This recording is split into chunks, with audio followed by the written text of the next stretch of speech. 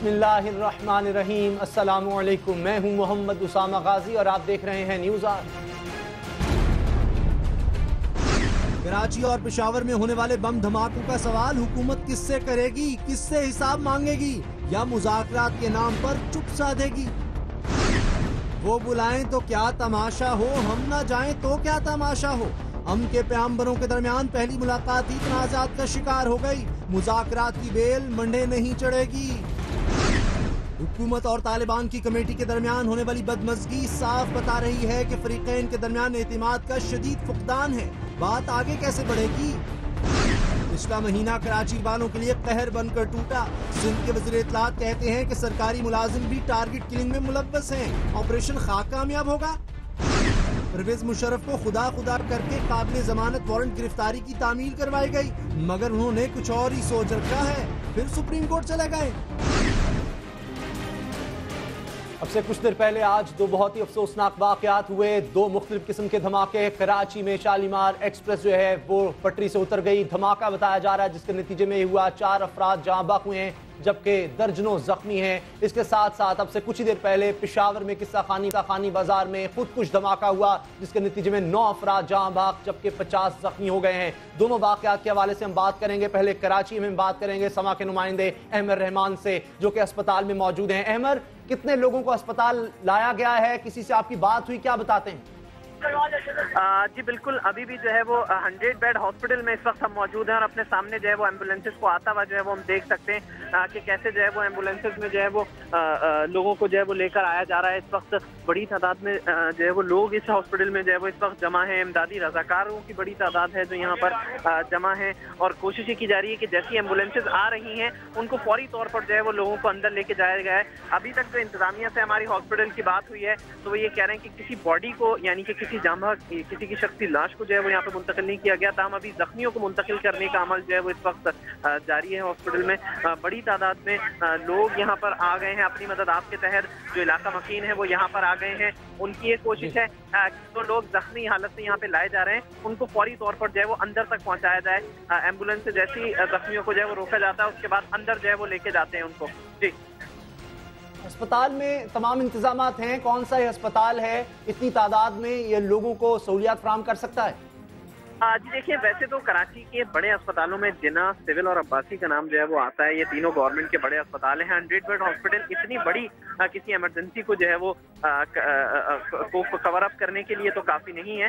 तो हम अभी भी जो है वो यहाँ पर कोशिश की जा रही है कि यहाँ पर जो डॉक्टर्स मौजूद थे, जो अमला मौजूद था और जो छुट्टी करके जा चुका था उस तक को जो है वो बुला लिया गया है कि यहाँ पर क्योंकि करीबी हॉस्पिटल यही है तो लोग जो है वो ताकि यहाँ पे उनको तिब्बी इमदाद जो है वो फराहम की जा सके।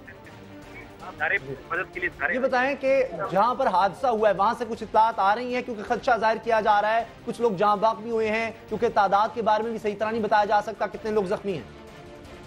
जी बिल्कुल, जो अस्पताल में इस वक्त जो है वो एक हंगामी सूरत हाल हम देख रहे हैं।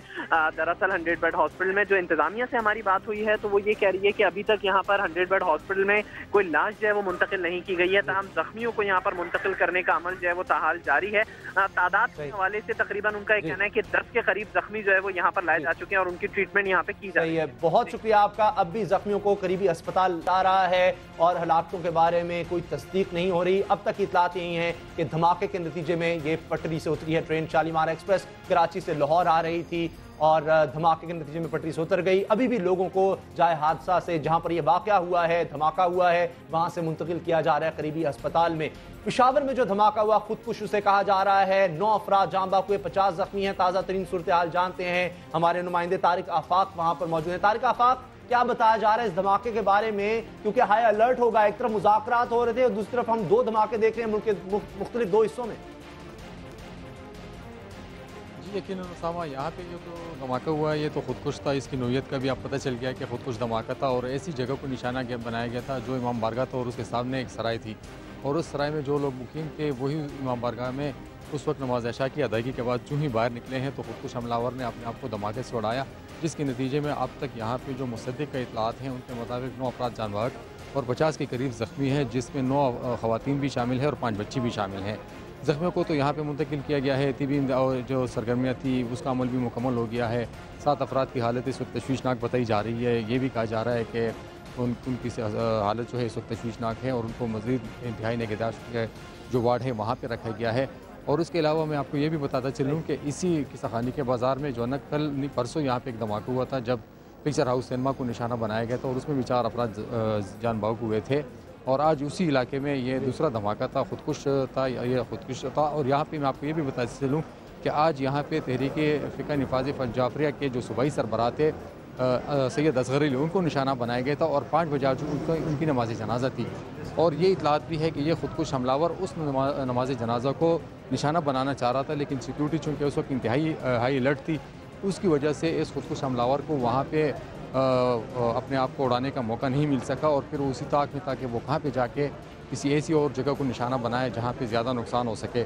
तो फिर उसके बाद यहाँ पे एक जो कबाड़ी बाज़ार है, किसानी बाज़ार की पुश्त पर वहाँ पे जो इमाम बारगाह है और सराय है, जहाँ पे अमूमन पहाड़ चिनार से जो अहले तशय्यो हज़रात यहाँ पे आते हैं, तो वो यही इसी सराय में वो मुकीम रहते हैं। आज उन्होंने उसको निशाना बनाया, जिसके नतीजे में अब तक ये 9 अफराद जान बाहक और 50 ज़ख्मी है। जी उसामा।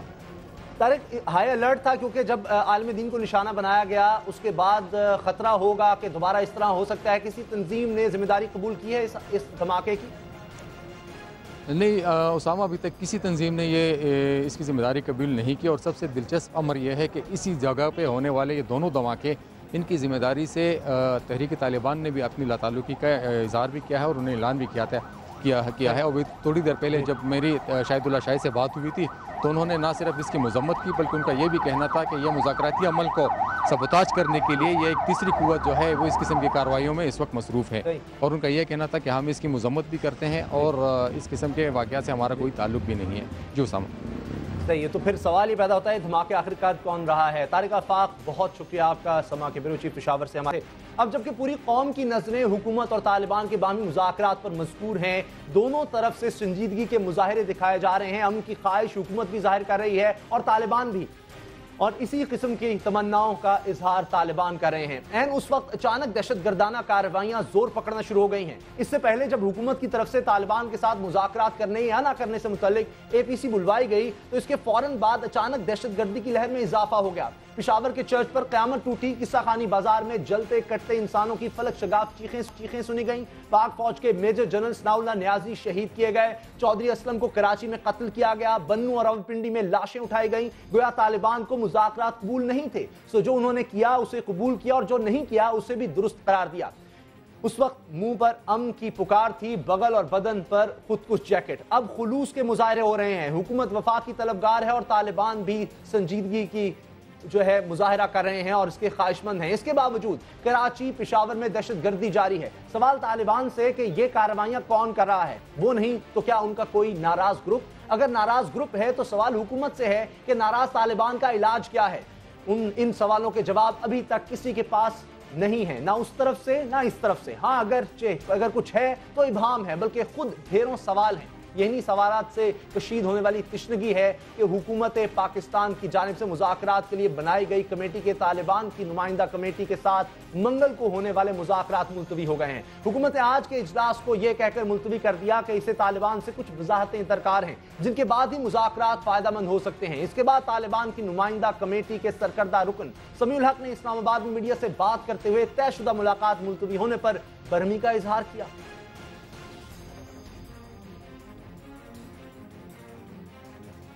समीउल हक साहब ने बरहमी का इजहार किया और उन्होंने कहा कि हम उनके उस्ताद हैं तालिबान के और हम पर यकीन रखते हैं। और उनका यह भी कहना था कि अफसोस है कि हुकूमत अब संजीदगी से काम नहीं ले रही। ताम उनका कहना था कि हुकूमती नाअहली के बावजूद वो अब भी हुकूमती कमेटी से मिलने को तैयार है। समीउल हक का कहना था कि तालिबान की कमेटी मुकम्मल तौर पर बाइख्तियार है, लेकिन हुकूमत की कमेटी 100% बेख्तियार है। हुकूमती कमेटी के इरफान सिद्दीकी ने इस ख्वाहिश का इजहार किया है कि तालिबान की कमेटी से आज ही मुलाकात की जाए। उन्होंने कहा कि हुकूमत ने मुज़ाकरात से इनकार नहीं किया, बल्कि तालिबान से कमेटी के बारे में कुछ वजाहतें तलब की गई हैं। हुकूमत की मुज़ाकराती कमेटी के रुकन और सीनियर सहाफ़ी रहीमुल्लाह यूसुफ़ज़ई ने बताया कि हुकूमत की मुज़ाकराती कमेटी का इजलास मंगल को वज़ीर-ए-आज़म हाउस में मुनक़िद हुआ, जिसमें मुतफ़िक़ा तौर पर फैसला किया गया कि तालिबान की कमेटी से कुछ वजाहतें मतलूब हैं जिनके बाद ही मुज़ाकराती अमल फायदेमंद हो सकता है। उनका कहना था कि हुकूमती कमेटी जानना चाहती है कि क्या मौलाना फजलुर रहमान और इमरान खान की जानिब से इनकार के बाद तालिबान किसी और को बतौर रुकन नामजद करेंगे। उनका कहना था कि मुज़ाकरात से कबल हमारे लिए जानना भी जरूरी है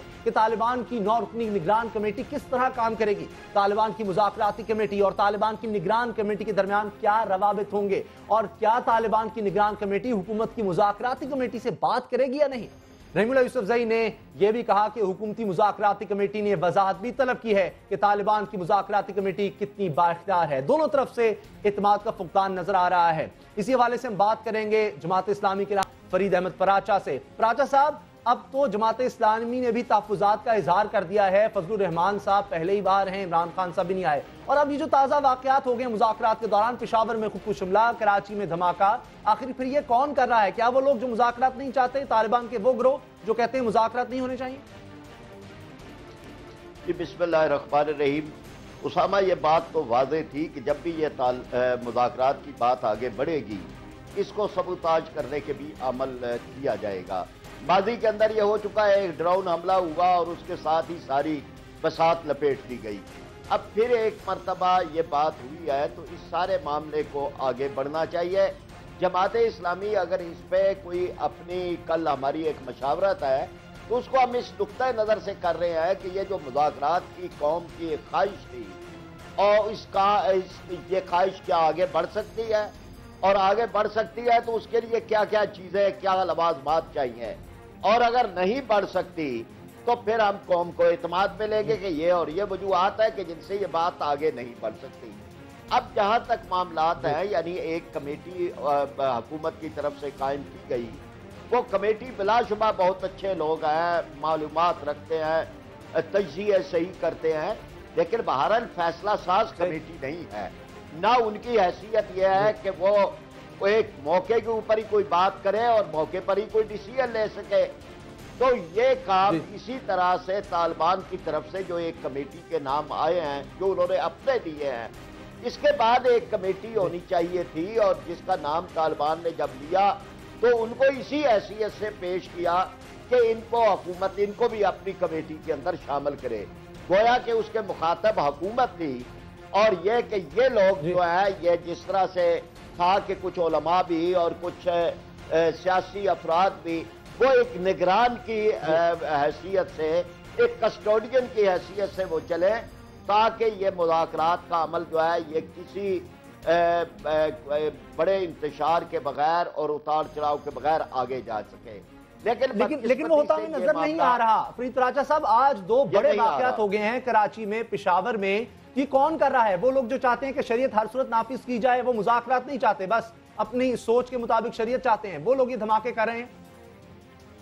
नहीं उसामा, ये बात तो बड़ी वाज़ेह थी और ये बार बार कही गई कि यहाँ हमारे यहाँ कई कुव्वतें काम कर रही हैं जो बैरूनी मुल्क के इशारों के ऊपर या उनके तरफ से सपोर्ट पर या उनके की स्पॉन्सर्ड की हुई, तो वो एक जो है वो काम में इस तरह का कर सकते हैं, करते रहे हैं, माजी के अंदर हुए हैं। यानी वो तमाम काम कि जिनका बराह रास्त फायदा भारत को पहुंच सकता है, उनके बारे में हम ये समझ सकते हैं कि ये सारे कामों की प्लानिंग करने वाले, इसको पेश करने वाले वो भारत है, और वो इस तरह के मामला जो है वो कर सकता है, जिसके अंदर जो है वो श्रीलंकन टीम पे हमला, या चीनी इंजीनियर्स का अगवा, या GHQ पे, या नेवल हेडक्वार्टर पे, या हमारे उन तैयारों को निशाना बनाया गया कि जो तैयारे पाकिस्तान के लिए बड़ी अहमियत रखते थे।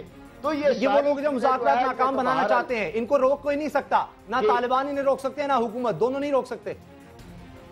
हुकूमत इंतजामात तो कर सकती है। इस मुल्क के अंदर कोई वाकयात दहशतगर्दी के हों तो उनको रोकना बुनियादी तौर पर हुकूमत की जिम्मेदारी है, और इस तरह की सारी सरगर्मियों को फेल करना हुकूमत और हमारी एजेंसियों का काम है। अभी तो जमात इस्लामी नहीं निकल रही, इन मुज़ाकरात से बाहर नहीं आ रही, तहफ़्फ़ुज़ात हैं, लेकिन अभी आपके जो नुमाइंदा हैं प्रोफेसर इब्राहिम, वो शामिल रहेंगे। जब तक हमारी मशावरत नहीं होती, मैं तो ये ऐलान एक फर्द नहीं कर सकता कि हम इसके अंदर शामिल हैं या नहीं है। इस दोनों चीजों के बारे में कल हमारी एक मशावरत है, और जनाब सैयद मुनव्वर हसन साहब की सदारत के अंदर है। उसके बाद इसका हम अपनी सही है। तरफ से सारी चीज जो है वो कौम के सामने लेके आएंगे इंशाअल्लाह। सही, बहुत शुक्रिया आपका, बहुत शुक्रिया हैं जमात इस्लामी को। फरीद अहमद कराचा साहब कह रहे हैं इस सारे अमल पर, लेकिन साथ ही साथ उनका कहना है कल फैसला होगा कि जमात इस्लामी भी इसका हिस्सा रहती है नहीं। इमरान खान और फजलुर रहमान पहले ही इनकार कर चुके हैं। न्यूज़ आवर में मिलते हैं ब्रेक के बाद। हुकूमत और तालिबान की कमेटी के दरमियान होने वाली बदमज़गी साफ बता रही है कि फरीकैन के दरमियान एतिमाद का शदीद फुकदान है। बात आगे कैसे बढ़ेगी?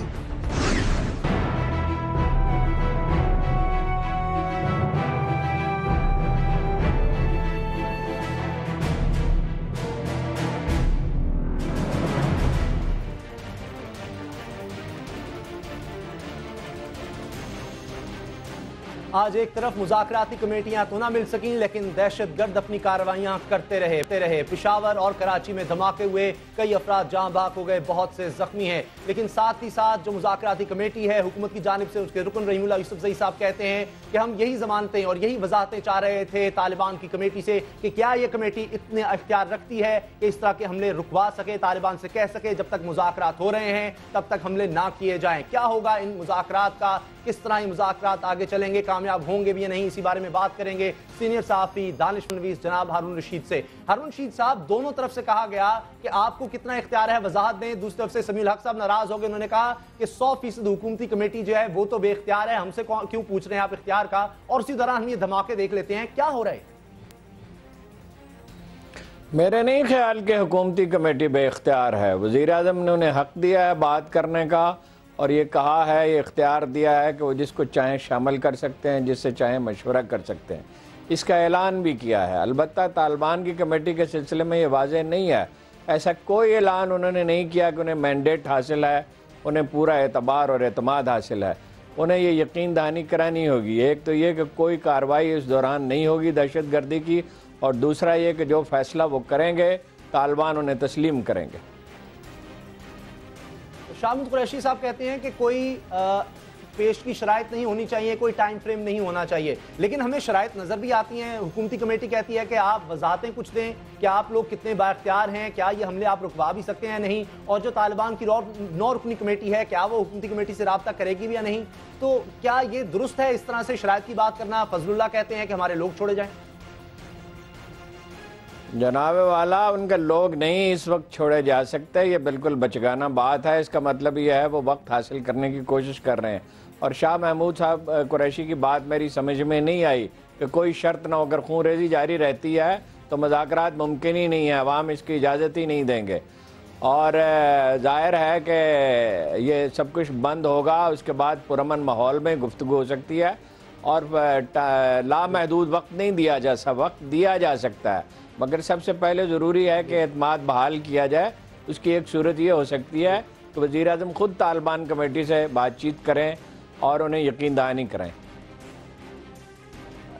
समीउल हक साहब का आज एक बयान बड़ा ज़बरदस्त है, क्योंकि मैं इस तनाज़ुर में बात कर रहा हूँ कि रहीमुल्लाह साहब ने कहा है कि हमने ये सब ने बैठ कर ये तय किया है कि वजाहत होनी चाहिए क्या ये तालिबान की कमेटी हमने रुकवा सकती है, इतनी बाख्तियार है नहीं। तो समीउल हक साहब ने जो आज बात की, उन्होंने तो ये तक कहा कि मैं पहले ही जा रहा था बात करने कि हमला हो गया जेट तैयारों के जरिए। उन्होंने जो बात की है मैं चाहता हूँ आप सुन लें, जरा देखिए क्या कहा समीउल हक ने आज।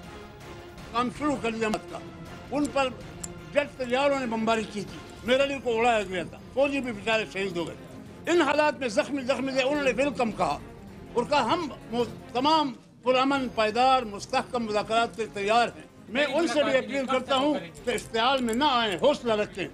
आखिर वक्त तालिबान से भी कहता हूँ कि अल्लाह करे कि कोई हमारे तरफ से कोई ऐसी बात न हो। समीउल हक की अपील सुनी जाएगी, वो तो कहते हैं कि तालिबान मुझे उस्ताद मानते हैं। अल्लाह जाने क्या उन्हें मानते हैं, लेकिन जिस तरह की वो गुफ्तगू करते हैं वो कोई प्रैक्टिकल तो नज़र नहीं आते। वो ये बात भूल गए कि जेट तैयारों ने बमबारी किस लिए की थी और किन पर की थी, कितने अफसोसनाक वाक़यात पेश आए थे, कितने बेपनाह लोग मर गए थे। उसके बाद बमबारी की गई थी और उसमें उज़्बेक मरे थे, ज़्यादातर टेररिस्ट मरे थे, उसमें शहरी नहीं मरे थे। अगर शहरी मरे थे तो उनके नाम वो जारी करें। ये बिल्कुल अजीब व गरीब गुफ्तगू वो कर रहे हैं। ये अलबत्ता बात उनकी दुरुस्त है कि दोनों अतराफ को तहम्मुल का मुज़ाहरा करना होगा। शरीयत के निफाज की मुसलसल बात की जाती है और तालिबान की ये जो कमेटी राब्ताकारी वाज़ेह कहती है कि इसमें कोई बुराई नहीं है। 65-66 साल से शरीयत नाफिज नहीं हो सकी, ये तो गलत बात है। उनका ये मुतालबा किस तरह बुरा है? इन्हीं मुतालबात हो रहे हैं शरीयत नाफिज करने के बुनियादी। जनाब वाला, पाकिस्तान एक कॉन्स्टिट्यूशन के तहत गवर्न होता है। उस पर अगर किसी को कोई एतराज़ है, कोई तब्दीली चाहता है, वो टेलीविज़न पे, रेडियो पे बात कर सकता है, अखबार में मजमून लिख सकता है, जलसे जुलूस कर सकता है, रैली निकाल सकता है, अवामी दबाव पैदा कर सकता है। वो चंद लोगों, चंद हज़ार आदमियों का मुसल्लह गिरोह जो है वो डिक्टेट नहीं कर सकता। वो नज़रियाती कौंसिल के ज़रिए तब्दीली आ सकती है जो फाइनली पार्लियामेंट के ज़रिए बरूए कार आएगी। इस तरह की शरात जो है वो नहीं, कोई मानेगा नहीं, न कौम इसकी इजाज़त देगी। मेरी एक तालिबान कमेटी के रुकन से, अहम रुकन से बात हुई। उन्होंने यहाँ तक कहा कि ये तो जुल्म हुआ इन लोगों पर, इसलिए उन्होंने बंदूक उठाई। अगरचे मैं नहीं कहता बंदूक उठानी चाहिए, लेकिन इनके पास और कोई रास्ता नहीं था। ये अमेरिका ने हम पर दबाव डाला कि आज तक आइन और कानून पर अमल नहीं हो सका, सजाएं नहीं दी जा सकी और हुदूद नाफिज नहीं हो सकी, इसलिए इन बेचारों को बंदूक उठाना पड़ी। ये उनका मौक़िफ़ था। ये बेचारे हैं, ये जो बेचारे होते हैं वो मार्केटों में, मज़ारात पे, मसाजिद में, इमाम बारगाहों में और रास्तों में हमले करते हैं, मासूम शहरियों को कत्ल करते हैं। देखिए, अफरीद दो हैं, एक अमेरिका है जिसके आने के बाद ये सिलसिला शुरू हुआ।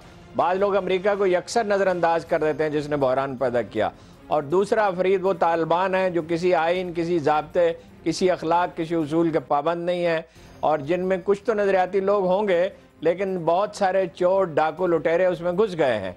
ये बड़ी अफसोसनाक बात है कि इस तरह की एक तरफा गुफ्तगू की जाए। मुस्तकबिल क्या नजर आ रहा है आपका? आज तो मुलाकात ही ना हो पाई, क्या होगा आगे? देखिए, ये तो मुज़ाकरात इसी तरह होंगे, रुकावटों के साथ होंगे। बहुत तहम्मुल और बहुत एहतियात और बहुत सलीकामंदी के साथ चलना होगा। ये कोई गैर मुतवक्को नहीं है। कोई तीसरा फैक्टर भी हो सकता है, ऐसे लोग भी हो सकते हैं जिन्हें गैर मुल्की इस्तेमाल कर रहे हों। लिहाजा इसे बर्दाश्त करना होगा और नहायत एहतियात के साथ एतमाद साजी करके आगे बढ़ना होगा। बहुत बहुत शुक्रिया हारून रशीद साहब, सीनियर तज्जियाकार। जल्द मात के साथ आगे बढ़ना होगा, वरना जिस तरह के वाकयात आज हुए हैं, 2 धमाके कराची और पेशावर में हुए हैं, इस तरह के वाकयात बड़ी तेजी से मुज़ाकरात को नाकाम बना सकते हैं। न्यूज़ आवर में मिलते हैं ब्रेक के बाद।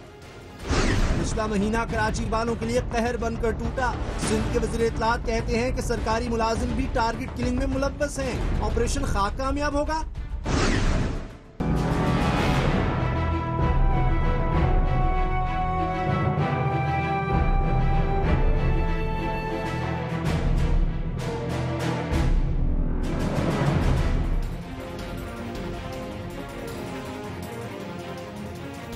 कराची में गखर फाटक और धाबेजी के दरमियान रेलवे ट्रैक पर धमाका, इसमें हलाकतें और कराची में पुलिस एहलकारों की टारगेट किलिंग। सबूत है कि नया साल भी कराची वालों के लिए कोई तब्दीली नहीं लेकर आया। कराची वाले कल भी कातलों के रहमो करम पर थे, आज भी हैं। बम धमाके होते थे, बम धमाके हो रहे हैं। टारगेट किलिंग होती थी, टारगेट किलिंग जारी है। बत्ताखोरी का दौरा था, कमी आज भी नहीं आई। इकवा बराए तावान, स्ट्रीट क्राइम के सिलसिले आज भी दराज हैं। पिछले साल भी लाशों पर लाशें गिरती रहीं। 2014 में भी खूनी खेल का सिलसिला जोर शोर से जारी है। साल के पहले महीने जनवरी का हर दिन इंसानी खून से रंगीन है। कातिलों ने नए साल के पहले दिन से जाने लेना शुरू कर दी थी, जिसमें हर गुजरते दिन के साथ तेजी आती गई। 1 जनवरी को एक चौकीदार मारा गया, 2 जनवरी को 4 अफराद कत्ल कर दिए गए, 3 जनवरी को टारगेट किलिंग में जान गंवाने वालों की तादाद बढ़कर 5 हो गई। 4 जनवरी को तो क़यामत टूट पड़ी, 3 पुलिस एहलकारों समेत 15 शहरी कत्ल कर दिए गए। अगले दिन 8 अफराद टारगेट किलिंग की भेंट चढ़ गए। 7 जनवरी को कातिलों ने मजार के अहाते में 6 अफराद की गर्दनें काट दी। 9 जनवरी को दहशतगर्दों के लिए खौफ की अलामत SP असलम चौधरी खुदकुश धमाके में शहीद कर दिए गए। 15 जनवरी को 2 पुलिस एहलकारों समेत 7 शहरियों की जान ले ली गई। 21 जनवरी को कातिल पोलियो टीम पर हमलावर हुए, 2 खवातीन वर्कर समेत 3 जान से गए। 25 जनवरी को मुहाजिर कौमी मूवमेंट के सरबराह आफाक अहमद के घर के अतराफ में पुलिस मोबाइलों पर बम हमले में 6 पुलिस एहलकार जान से गए। 29 जनवरी को रेंजर्स हेडक्वार्टर पर खुदकुश हमला हो गया। कल 4 पुलिस एहलकार टारगेट किलिंग की भेंट चढ़ गए। सितम यह है कि यह सब कुछ उस दौर में हो रहा है जब कराची में अमन के लिए टारगेट ऑपरेशन का सख्त तरीन मरहला जारी है। शहरियों के साथ पुलिस वाले भी निशाने पर हैं। दुख बरसात की तरह कराची वालों पर बरस रहे हैं। हमारी लॉ एनफोर्समेंट एजेंसीज जिसमें पुलिस और रेंजर्स हैं उन पर अटैक किए जा रहे हैं, और मैं इसमें यह कहूँगा कि जो टारगेटेड एक्शन दहशतगर्दों के खिलाफ, भत्ताखोरों के खिलाफ, टारगेट किलर्स के खिलाफ सिंध हुकूमत ने इस वक्त शुरू किया हुआ है, उसी के रिएक्शन में हमारी फोर्सेस पर हमले हो रहे हैं। कुछ ऐसे टारगेट किलर्स गिरफ्तार हुए हैं एक कोई इंडस्ट्रीज का मुलाजिम था, वो टारगेट किलिंग में गिरफ्तार हुआ। सिटी वार्डन कुछ गिरफ्तार हुए टारगेट किलिंग में वो मुलविस थे। इसी तरह केम से कुछ मुलाजमीन गिरफ्तार हुए हैं जिनको उन्होंने टारगेट किलिंग का एतराफ़ किया है। बहुत हो गया यार, हमने बहुत जनाजे उठा लिए यार। ये मैं हाथ जोड़ता हूँ गवर्नमेंट से भी, सबसे अपील करता हूँ मेरे भाई, बस करो यार। कराची में बहुत हो गया मेरे भाई, कराची में बहुत हो गया यार। अब्बू बहुत अच्छे थे, मार दिए मेरे अब्बू को। काश कि उनके कातिल को गिरफ्तार किया जाए, लेकिन ऐसा होगा नहीं, ना होता है और ना होगा। कराची में अगर बेहतरी आ रही फिर पुलिस एहलकार निशाने पर किस तरह हैं? CPLC के सरबराह अहमद चुनाय हमारे साथ हैं, उनसे बात करते हैं। अहमद चुनाय साहब, शर्जील मेमन खुद कह रहे हैं कि सरकारी मुलाजमीन भी टारगेट किलिंग में मुलव्वस हैं, क्या वजह है इसकी? इसी बारे में हम बात करेंगे। शर्जील मेमन CPLC के सरबराह हैं, उनसे रब्ता करने की हम कोशिश कर रहे हैं। जो ही रब्ता होता है उनसे ये सवाल पूछेंगे कि आज शर्जील मेमन ने ये कहा है कि मुलाजमीन, जो सरकारी मुलाजमीन हैं, वो भी टारगेट किलिंग में मुलव्वस हैं, फिर क्या किया जाए? शर्जील मेमन साहब की जो बात है, मैं चुनाय साहब मैं आपके सामने रख रहा हूं, जब सरकारी भी मुलव्वस होंगे तो फिर ऑपरेशन कामयाब कैसे होगा? देखिए, बात यह है कि हर डिपार्टमेंट में गंदी मछलियाँ ज़रूर होती हैं, और जो क्रिमिनल एलिमेंट जहाँ भी है, ये तो मैं समझता हूँ कि एक बड़ी अच्छी खुशाइंद बात यह है कि हमारी लॉ इन्फोर्समेंट एजेंसीज़ ने उनको ट्रैक डाउन किया अपने अंदर और सरकारी मुलाजमीन के दरमियान, और उनको भी स्पेयर नहीं किया और उनको भी गिरफ्तार करने की बात की। तो इसको हम पॉजिटिवली ले लें कि हाँ, हमारी पुलिस और हमारी रेंजर्स जो है वो मिलकर जो है वो इन गंदे एलिमेंट्स को, जो क्रिमिनल एलिमेंट्स हैं, जो इस शहर का अमन ख़राब कर रहे हैं, जो लोगों का नाहक खून कर रहे हैं किसी के भी इशारे पर, उनको जो है वो गिरफ्तार किया जा रहा है। और ये अक्रॉस द बोर्ड ऑपरेशन होने की निशानदेही है। मैं समझता हूँ कि जो कुछ भी कराची में हुआ है या हो रहा है, ये कोई अच्छी बात नहीं है, ये बड़ा अफसोसनाक अमर है। जनवरी के महीने में 170 से ज़्यादा हलाकतें हैं, लेकिन इसमें मैं समझता हूँ कि सबसे बड़ी कुर्बानी जो है वो हमारी लॉ इन्फोर्समेंट एजेंसीज़ ने दी है कि जहाँ 30 से ज़्यादा एहलकार जो है वो इसमें शहीद हुए हैं, जहाँ पुलिस का एक SP भी शहीद होता है, इंस्पेक्टर भी शहीद होता है और दूसरे रेंजर्स के लोग भी शहीद होते हैं। तो ये एक बहुत बड़ी कुर्बानी है, और मैं समझता हूँ कि शर्जील मेमन साहब ने सही फरमाया कि ये एक रिएक्शन है कि जो हमारी फोर्सेस इन दहशतगर्दों के ख़िलाफ़ कर रही है या इन क्रिमिनल एलिमेंट्स के ख़िलाफ़ कर रही है, और इस रिएक्शन के नतीजे में लॉ इन्फोर्समेंट एजेंसीज़ को सबसे ज़्यादा निशाना बनाया जा रहा है। ये किस किस्म का रिएक्शन हुआ? बड़ा कामयाब, यानी अगर इतने महीनों बाद भी हम उनको कमज़ोर नहीं कर सके, जो टारगेट किलर्स हैं, जो दहशतगर्द हैं, 170 लोग जहाँ बाक होते हैं सिर्फ जनवरी के महीने में, जिस तरह फरमा रहे हैं 30 में पुलिस एहलकार हैं, तो फिर कामयाबी हमें नज़र नहीं आ रही। ताकत तो अब भी दहशतगर्दों के पास है। देखिए, कामयाबी मैं समझता हूँ हमारा कंपैरिजन जो है वो पिछले साल के आदत व शुमार से होना चाहिए कि अगस्त में जब ऑपरेशन नहीं शुरू हुआ था और 5 सितंबर को ऑपरेशन शुरू होता है, तो मैंने पहले भी ये बताया था कि अगस्त में किलिंग की तादाद 280 के ऊपर थी, लेकिन वो बतदरीज आधी होती गई अगले आने वाले महीनों में, जो बिलतरतीब 135, 145, 140, 160, 165 और अब 170 पे जाके। तो ये एक इम्प्रूवमेंट अपनी जगह पे ज़रूर है, गो कि ये फिगर भी बहुत ज़्यादा है और ये बड़ी कीमती जानें ज़ाया हो रही हैं, और मैं समझता हूँ कि लॉ इन्फोर्समेंट एजेंसीज़ को और भरपूर तरीके से इन कीमती जानों का अजाले के लिए जो है वो क्रिमिनल एलिमेंट्स को गिरफ्तार करना होगा, दहशतगर्दी को अपनी सफ़ों से भी, जिन लोगों ने शहरियों की जानें बचानी है, कातिलों को पकड़ना है, उनको अब कैसे महफूज बनाएंगे? यहाँ तक आ गया कि इनके पास तो जैकेट्स भी नहीं थी बुलेट प्रूफ। देखिए, ये ज़ाहिर है 30,000 की अगर पुलिस की नफरी है तो 30 की 30,000 के पास बुलेट प्रूफ जैकेट नहीं होती, और बहुत सारे पुलिस वाले जो हैं वो बड़े सॉफ्ट टारगेट बन जाते हैं जब वो अपनी ड्यूटी अंजाम दे रहे होते हैं। और बहुत सारी जगहों पर हमने देखा कि एक सिपाही जो है वो ड्यूटी में मसरूफ़ अमल होता है। ज़ाहिर है ये पुलिस की नफरी की कमी भी है, फिर उनकी अपनी ट्रेनिंग की भी कमी मैं समझता हूँ। तो ये सारे अवामिल जो हैं वो इस बात की तरफ हमें ले जाते हैं कि ये सबसे ज़्यादा सॉफ्ट टारगेट बन जाते हैं, लेकिन हमें इस बात का एहतराम करना चाहिए कि वो अपनी जानों का नजराना देकर इस कौम के लोगों को बचा रहे हैं, इस कौम के लोगों की मदद कर रहे हैं, और हमें इनकी कुर्बानियों को जो है जानों का नजराना देकर जिन लोगों को पकड़ रहे हैं, चुनाय साहब, उनको सजाएं नहीं हो रही। अभी कुछ ही अर्सा पहले 2 टारगेट किलर्स पकड़े गए थे, कोई गवाही देने आया नहीं, वो छूट गए। देखिए, ये तो एक कोर्ट का अमल है, हम इसमें इनकी जो कुर्बानियां हैं या इनकी जो कोशिशें हैं उसको अंडरमाइन नहीं कर सकते। आगे जो लीगल प्रोसेस है हमें उसको स्ट्रेंथन करने की भी ज़रूरत है, उसमें बेसिक अमेंडमेंट्स करने की भी ज़रूरत है, और साथ साथ इस बात को यकीनी बनाना चाहिए कि जो हमारा प्रोसिक्यूशन है, जिसका मैं हमेशा ये गिला करता हूँ कि हमारी पुलिस की प्रोसिक्यूशन जो है वो बड़ी वीक है और जिसकी वजह से ये सारे क्रिमिनल जो हैं वो फ़ायदा उठा जाते हैं। डिटेक्शन रेट देखें तो वो सबसे ज़्यादा अच्छा है, लेकिन आगे कन्विक्शन रेट देखें तो वो बहुत कम है। तो इसका मतलब है कि फ्लॉ हमारी प्रोसिक्यूशन में है। इस प्रोसिक्यूशन के लिए अभी बात हुई थी और ये कहा गया था कि 300 से 400 जो है वो अच्छे लॉयर जो हैं वो इसमें भर्ती किए जा रहे हैं और इनको प्रोसिक्यूशन की सफ़ में लाया जा रहा है। तो मैं समझता हूँ कि ये एक चेंज का अमल है जिसको फौरी तौर पर लाकर हमारे प्रोसिक्यूशन को स्ट्रेंथन किया जाए और उनको जल्द अज जल्द सजाएं दिलवाई जाएँ। अहमद शनाया साहब सरबराह CPLC, सजाएं दिलवाई जाएं, क्योंकि यही हो रहा है शायद कि जिन लोगों को गिरफ्तार किया जाता है अदालत से अगर वो छूट जाते हैं तो आकर वही उन्हीं पुलिस वालों को कत्ल कर देते हैं जिन्होंने उनको गिरफ्तार किया था। न्यूज़ आवर में मिलेंगे ब्रेक के बाद। परवेज मुशर्रफ को खुदा करके काबिल जमानत वारंट गिरफ्तारी की तामील करवाई गई, मगर उन्होंने कुछ और ही सोच रखा है, फिर सुप्रीम कोर्ट चले गए।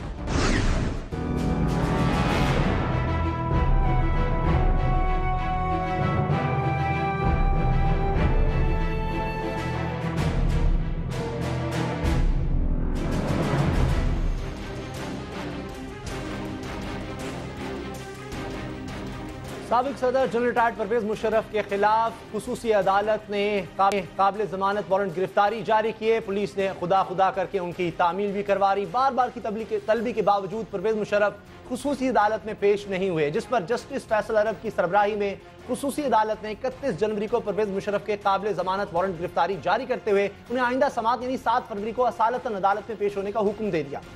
खुदा करके इस्लामाबाद पुलिस ने काबिल जमानत वारंट की तामील भी करवा ली, मगर लगता है कि साबिक सदर और उनके कानूनी मुशीरों ने कुछ और ही सोच रखा है। इसीलिए उन्होंने खुसूसी अदालत के काबिल जमानत वारंट गिरफ्तारी जारी करने के हुक्म को सुप्रीम कोर्ट में चैलेंज कर दिया है। सुप्रीम कोर्ट में दायर की गई दरखास्त में मौक़िफ़ इख्तियार किया गया है कि खुसूसी अदालत ने ज़ाब्ता फौजदारी के तहत काबिल जमानत वारंट गिरफ्तारी जारी करके अपने इख्तियारात से तजावुज़ किया है। परवेज मुशर्रफ के वकील कहते हैं कि खुसूसी अदालत को वारंट गिरफ्तारी जारी करने का कोई इख्तियार नहीं है। खुसूसी अदालत ने गद्दारी के मुकदमे में इंसाफ के तकाजे पूरे नहीं किए और उनके मौक्किल को फेयर ट्रायल का मौका नहीं दिया गया, जो कि आइन की खिलाफ वर्जी है। परवेज मुशर्रफ के वकील ने सुप्रीम कोर्ट में दायर की जाने वाली इन दरखास्तों की समाअत जल्द अज जल्द करने की इस्तदा की है। परवेज मुशर्रफ आइंदा पेशी पर अदालत में पेश होंगे या नहीं, इस बारे में मुशर्रफ के वकील डॉक्टर खालिद रांझा कहते हैं कि अगर 7 फरवरी तक सुप्रीम कोर्ट में इन दरखास्तों पर रिलीफ ना मिला तो 7 फरवरी को खुसूसी अदालत में पेश होने का फैसला उसी वक्त ही किया जाएगा। सवाल है कि सुप्रीम कोर्ट में दायर की जाने वाली इस दरखास्त की कानूनी हैसियत क्या है, गद्दारी का केस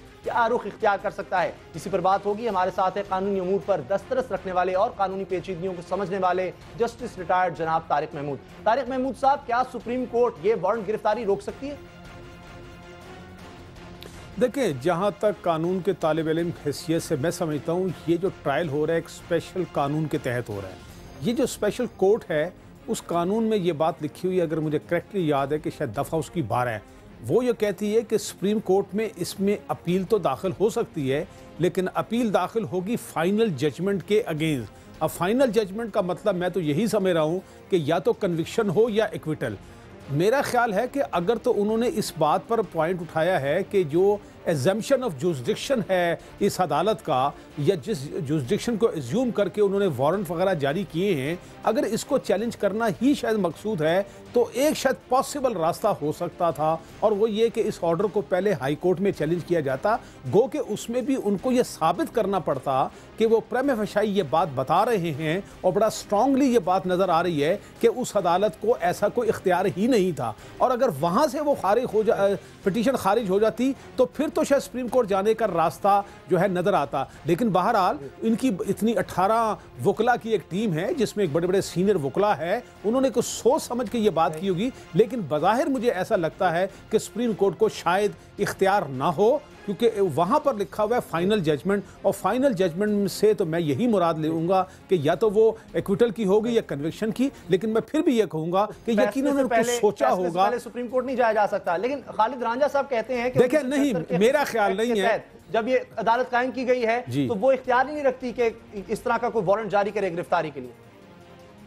तो ठीक हो गया ना। तो दो ही बातें ना, या तो ये बात कही जाएगी कि जनाब इस अदालत को सिरे से कोई इख्तियार ही नहीं है, या ये बात कही जाएगी कि जनाब इस अदालत को जो है ऐसे वारंट को जारी करने का इख्तियार नहीं था। तो ये एक इंटरम ऑर्डर समझा जाएगा, इंटरलोकेटरी ऑर्डर समझा जाएगा। तो मैं नहीं समझता कि इस ऑर्डर को स्टेट अवे सुप्रीम कोर्ट को चैलेंज किया जा सकता है। लेकिन अगर उन्होंने अब ये पिटीशन दाखिल कर ही दी है, या शायद आज कल में दाखिल कर रहे हैं, तो अब ये एक सवाल है, ये सुप्रीम कोर्ट को ही फैसला करना है। लेकिन बज़ाहिर ये मुश्किल सी प्रोपोजिशन है। लेकिन फिर मैं कह रहा हूँ 18 वकला हैं और बड़े सीनियर वकला हैं, शायद बहुत सोचा हो, लेकिन बज़ाहिर मुझे लगता नहीं है। जी जी, ये फरमाइए कि 7 फरवरी को भी पेश होंगे नहीं होंगे, इस पर भी कोई वाज़े नहीं है। डॉक्टर खालिद रांझा कहते हैं उसी वक्त फैसला करेंगे। तो अगर 7 फरवरी को भी पेश नहीं होते अदालत के हुक्म के बावजूद, तो फिर क्या हो सकता है? देखिए, दो बातें। पहली बात तो ये इंफॉर्मेशन ये है कि उन्होंने जमानत तो दे दी है, इसका मतलब है कि अब उनको गिरफ्तार नहीं किया जाएगा और नहीं किया जा सकता। अब जब 7 फरवरी को पेशी होगी, अगर तो किसी बाला अदालत से, चाहे वो हाई कोर्ट हो या सुप्रीम कोर्ट से, जहां वो पॉसिबली पिटीशन दाखिल कर रहे हैं, वहां से कोई ऐसा इंटरम सस्पेंशन का ऑर्डर ले आते हैं, तब तो बात दूसरी है। अदरवाइज जब पेशी होगी तो वो अब जामिन भी और वो भी पाबंद हैं पेश होने के। लेकिन अगर कोई अनहोनी बात हो गई, अल्लाह ना करे, उनकी सेहत के बारे में, तो फिर उनको जस्टिफाई करना पड़ेगा। अगर वो जस्टिफाई नहीं करेंगे, पेश नहीं होंगे, तो फिर तो कानून की बात यह है कि जमानत भी फोरफीट होगी और फिर शायद अगला जो इक़दाम है वो ज्यादा सख्त होगा। लेकिन बहरहाल अब उनके लिए जो ऑप्शंस कम हैं, या तो वो पेश होंगे, नहीं पेश होंगे तो जामिन से पूछा जाएगा, जमानत भी फोरफीट होगी और बड़ी स्ट्रॉन्ग किस्म की जस्टिफिकेशन होगी। अदरवाइज जो है अगला कदम शायद नॉन बेलेबल वारंट की तरफ जा सकता है। ये बताइए कि कतन पेश नहीं होना चाह रहे परवेज मुशर्रफ, या उनके वकील नहीं उन्हें पेश करना चाह रहे, इसकी वजह क्या होती है? क्यों किसी मुल्जिम को नहीं पेश किया जाता इस तरह? क्या बचा जा सकता है केस से? देखिए ना, इसकी वजह यह है कि इस कानून में एक दिलचस्प बात लिखी हुई है। एक ये लिखी हुई है कि इन्होंने पहली पेशी पर एक चार्ज फ्रेम करना है। जब चार्ज फ्रेम होगा तो उनसे पूछा जाएगा क्या आपने ये जुर्म किया है। जाहिर है वो इनकार करेंगे या वो एडमिट करेंगे। तीसरी बात यह है कि जब चार्ज फ्रेम किया जाएगा तो अगर उन्होंने कोई जवाब ना भी दिया, हाँ में या ना में, तो तब भी यही समझा जाएगा कि चार्ज फ्रेम हो गया है और उन्होंने इनकार कर दिया है, और फिर ये केस आगे चल सकता है। फिर उसके बाद अगर किसी वजह से, मेडिकल रीजन से या सिक्योरिटी रीजन की वजह से वो ना भी पेश हो, तो उनकी गैर मौजूदगी में भी केस चल सकता है। तो इस वजह से इस केस में पहली पेशी में पेश होना और चार्ज फ्रेम होना ये बहुत इंपॉर्टेंट है, क्योंकि इनको इंडाइट कर दिया जाएगा और उसके बाद जो है केस जो है इनकी गैर मौजूदगी में भी चल सकता है। अगर वो जो है जस्टिफाइड हो सिक्योरिटी रीजन की वजह से या मेडिकल रीजन की वजह से, अगर वो पेश ना हो सके तो केस भी चला जाएगा। तो शायद यही एक खदशा है जिसकी वजह से वो हद्दुल इम्कान कोशिश कर रहे हैं कि इसको अवॉइड किया जाए, क्योंकि एक दफा इंडाइट हो गए तो फिर ये मामला ज्यादा सीरियस हो जाएगा। ये बताइए, अगरचे आपने परवेज मुशर्रफ साहब के क़वानीन के तहत हलफ लेने से इनकार किया, रिटायरमेंट ले ली, मगर एक दिलचस्प सवाल ये है कि आप अगर उनके वकील होते आज क्या मशवरा देते परवेज मुशर्रफ? नहीं, मेरा ख्याल है कि उनको अब पेश होना चाहिए। उसकी वजह ये हो सकता है उनके पास को बहुत वैलिड ग्राउंड हो और बहुत अच्छी बात हो। मेरा ख्याल है कि अब उनको पेश होकर उन चीज़ों को फेस करना पड़े और वो ये प्रज्यूम नहीं करना चाहिए, क्योंकि एक बात अहम है कि इस केस को प्रोसिक्यूशन ही ने साबित करना है इन द फर्स्ट प्लेस। ये इन पर बर्डन नहीं है कि ये साबित करें कि मैंने ऐसा कुछ नहीं किया। ये सारी बातें अपनी जगह सही, लेकिन केस प्रोसिक्यूशन ही को साबित करना पड़ेगा और उसके लिए जो है उनको फेस करना चाहिए। और अगर मिसाल के तौर पर उनका ये इस्तदलाल है कि ये एक ऐसे हालात थे जिसकी वजह से मैंने बिल्कुल जस्टिफाइड था, या ये बहुत सारे, या जो भी उनकी प्लीज है 101 हो सकती है, तो मेरा ख्याल है कि वहां जाके वो फेस करें तो ज्यादा बेहतर है। लेकिन बहरहाल जाहिर है उनके लिए भी उनकी जिंदगी का सवाल है, एक कैरियर का सवाल है, और बहुत से लोग अब उनके माशाल्लाह हमदर्दी पैदा हो गए हैं। लेकिन बहरहाल फैसला उन्होंने करना है और उसके कॉन्सिक्वेंस भी उन्होंने फेस करने। ठीक है, देखते हैं 7 फरवरी को भी परवेज मुशर्रफ साहब पेश होते हैं। नहीं, बहुत बहुत शुक्रिया जस्टिस तारिक महमूद साहब, प्रोग्राम देखने का बहुत बहुत शुक्रिया। दुआ में याद रखिएगा, अल्लाह ताला आपको नफरतों और औलाद के गम से महफूज रखे। अल्लाह।